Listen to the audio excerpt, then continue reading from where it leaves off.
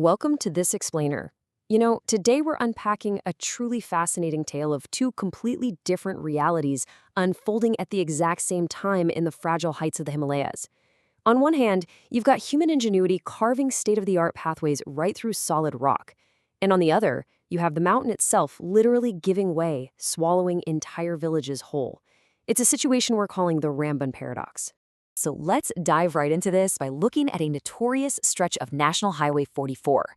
For decades, the route between Ramban, Digdol, and Panthial has been plagued by terrifying sudden landslides and falling rocks.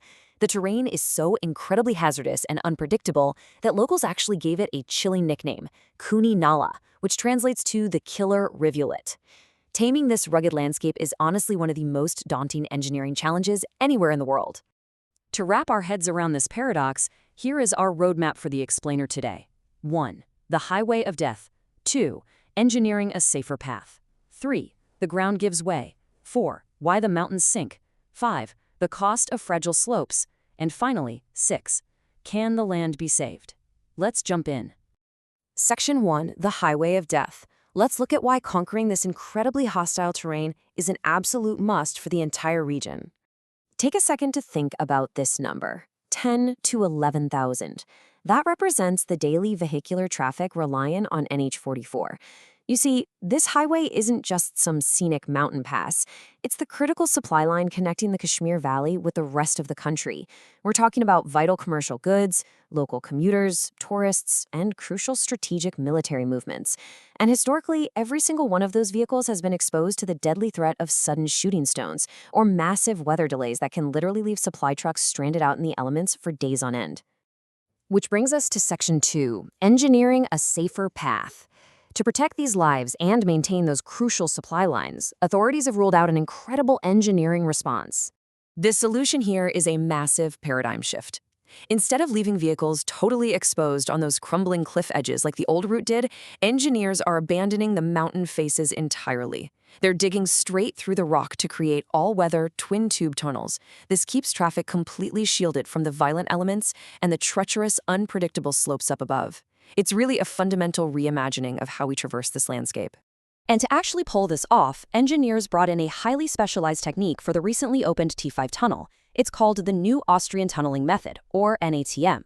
This tunnel took 4 years to build, costing around 100 crore rupees, and choosing NATM was absolutely critical. Why? Because it's designed exactly for this kind of complex, unpredictable geology. Instead of just boring a hole and pouring thick, rigid concrete, NATM uses the inherent strength of the surrounding rock mass to stabilize the tunnel itself. It acts almost like a flexible shell. And while it only shortens the feasible drive by about 1.1 kilometers, it completely bypasses the deadly Panthial landslide zone. It is a massive triumph for human engineering.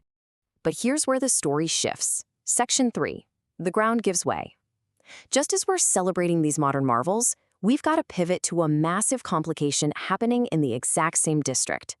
Because while we're successfully tunneling through solid rock on the highway, the National Green Tribunal actually had to take suo motu cognizance, which basically means they launched an official investigation entirely on their own into the sudden and catastrophic land sinking happening in nearby Parnot village. The earth in Ramban wasn't just dropping rocks onto the road anymore. The ground itself was simply vanishing right beneath people's feet. It's a really stark, heartbreaking contrast to the safety of those new tunnels. Without any real warning, a massive land subsidence event displaced over 500 people and completely destroyed 58 houses. People literally had to watch their family homes and ancestral lands disappear as the entire mountain slope just settled, fractured, and violently slid away. So, what's actually happening here? Section 4, why the mountains sink. To get this, we need to bypass the geological jargon and look at what these specific mountains are made of. Geologically speaking, this area sits on what's called the Murray Formation.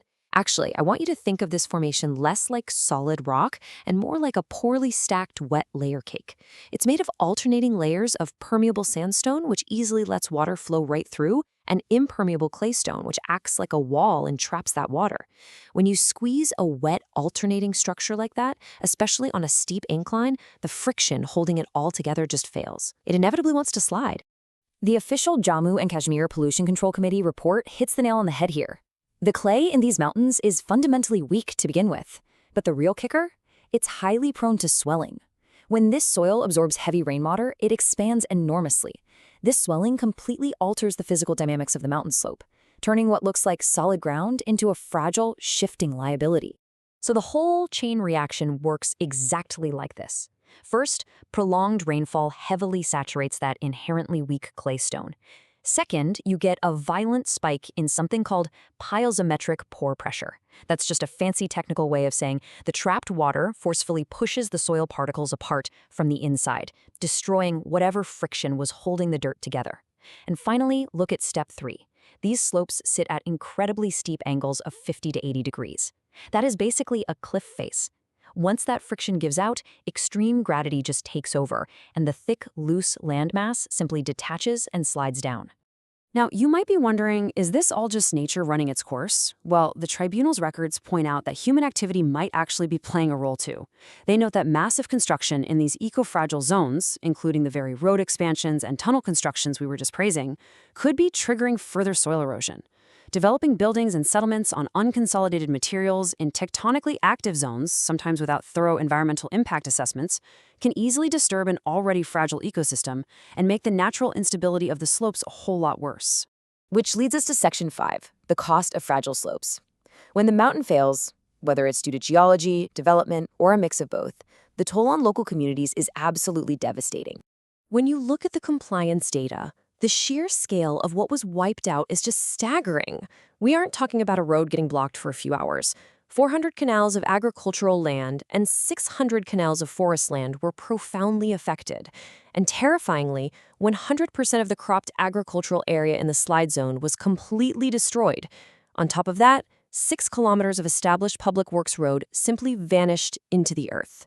And the damage goes so much deeper than just the surface. Beyond people's homes and vital farmlands, critical, life-sustaining infrastructure is literally being swallowed whole.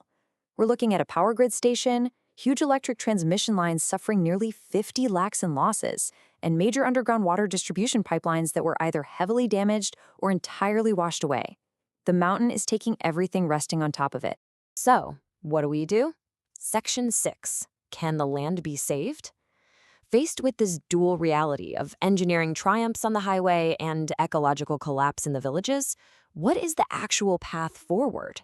The Joint Committee, constituted by the Pollution Committee, laid out a few absolutely crucial, urgent recommendations to try and stabilize the area. First off, they advise installing crack monitors on houses, which basically acts as an early warning system to detect distress before a total collapse. Second, managing the water. Diverting surface runoff away from active slopes is critical to stop that deadly pore pressure from building up in the first place. They've also recommended prohibiting any new civil construction in the affected area, adopting biorestoration through massive tree planting to naturally anchor the soil, and building flexible retaining structures like gabion walls that can safely shift slightly with the earth without just cracking and breaking.